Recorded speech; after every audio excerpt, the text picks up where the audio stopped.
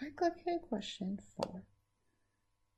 A mass oscillates vertically at the end of a spring. Let S of t be displacement of the mass from equilibrium position at time t. At time t, the mass starts at equilibrium, that is S of 0 is equal to 0, and has velocity v of t equal to sine of t minus 2t. Find S at pi half.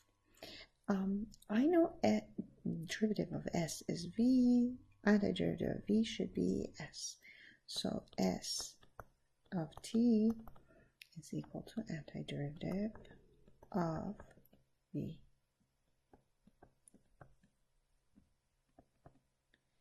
And here, what is, and I have to go term by term. The antiderivative of sine of t is negative cosine of t.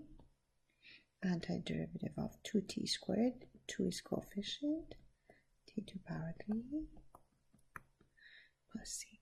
Now, S at 0 is equal to 0. I use that to find c. Output is 0, input is 0, both of them. So c is equal to 1. Now go back and plug it back in here, and you get S of t equal to negative cosine of t minus 2/3 of t to the third plus 1. Now, now that you have that, plug in pi half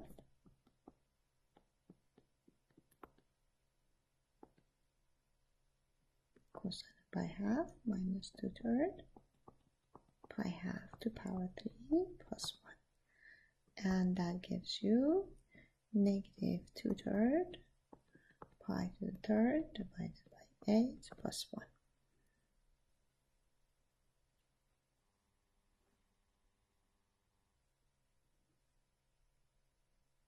And so in here, simplify, negative pi to the third divided by 12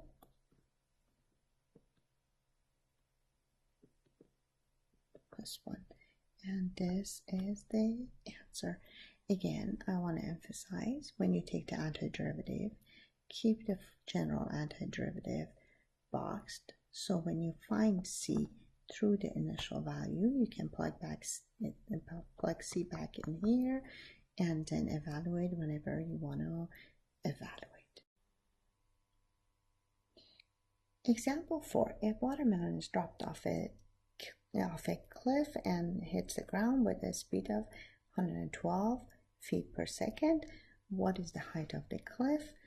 You need to use the 32 feet per square second for the acceleration due to gravity, and assume there is no wind resistance or any drag.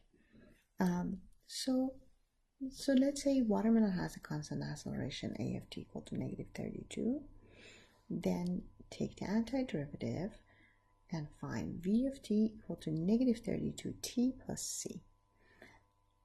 Use the initial value, which is the basically v at the time it's dropped, and it wasn't thrown, so the initial velocity is 0.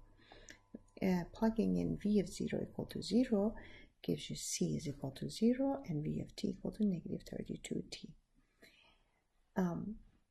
Now, what is the question asking? It's asking what is the height of the cliff. How do I find the height of the cliff? I found the velocity function. What I need to do is the information that is given is the speed when the watermelon hits the ground. Velocity function is a function of t. So I can actually, through that, find the time that has to pass for the watermelon to hit the ground. And from there, I have to find the s of t, or height of t, to be able to plug back in the time and then get the height. So v of t is equal to the velocity function is downward, so it's negative 112 equal to negative 32t. And so t is going to be equal to 7/2. Now, take the antiderivative of v of t equal to negative 32 right here, negative 32t, and find the height of t to be negative 16t squared plus d. Now, this d is a constant. What I know is h at 0 minus h at 7/2 is going to be the height, because the difference between the two of them is exactly the amount that the watermelon traveled, and that's the height. And if I subtract the two from each other, d is going to cancel out. So that's the plan of action next. H of 0 minus h of 7/2, d minus 16, 7/2 to power 2 plus d, and you end up with 16 times 7/2 to power 2, which is 196 feet. And that resolves the question. I clear question 5. A car is traveling at a speed of 72 feet per second when the driver slams on a brake, giving it a deceleration 12 feet per square seconds. How long are the skid marks? In other words, how far does a car travel between slamming on the brake and screeching to a halt? So maybe take a break and come back. So the car is traveling at that speed, and then it starts stopping. And A of t, it's telling you. I click here, question 5. A car is traveling at a speed of 72 feet per second when the driver slams on the brake, giving it a deceleration of 12 feet per square second. How long are the skid marks? In other words, how far does the car travel between slamming on brakes and screeching to a halt? So what I know is 12 feet per square second, that's the acceleration. So A of t is equal to negative deceleration feet per second. Now take an antiderivative of that to find v of t. And that is negative 12t plus c. There is an initial velocity given. That's the velocity when the car starts decelerating, and that's v at 0. So v at 0 equal to 72.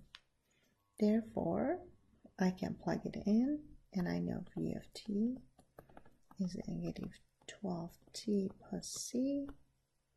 So I can plug in and find that 72 is equal to c. And v of t is equal to negative 12t plus 72. And then from here, I found the velocity function, but it's asking for how long are the skid marks. First, I want to find time.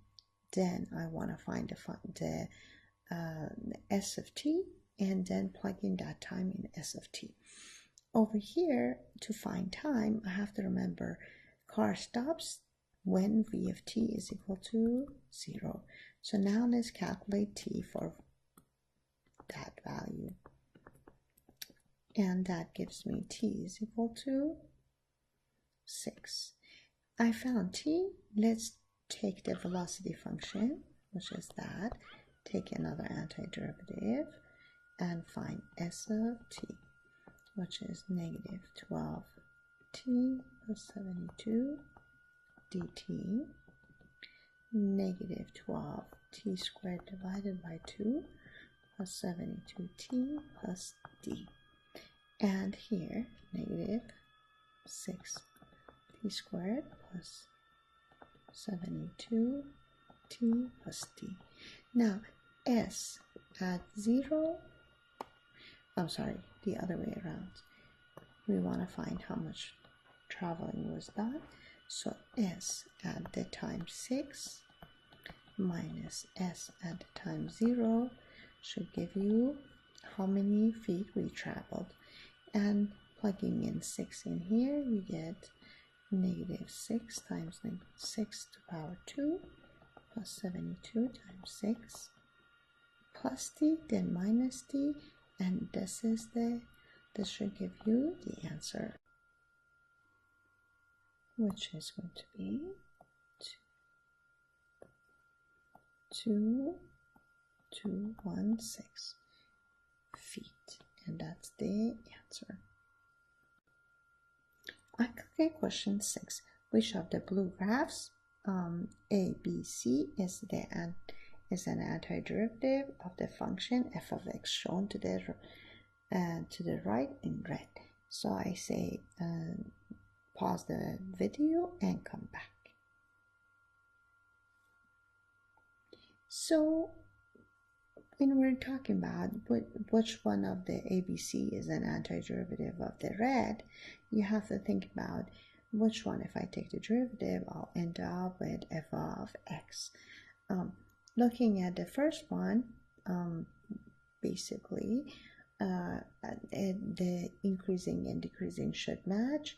It's increasing, decreasing, increasing, and the f of x is always positive, so that cannot match.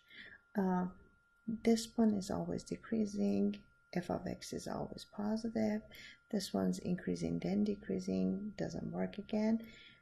B is the only one that actually is always increasing between 1 and 4, and that's the answer.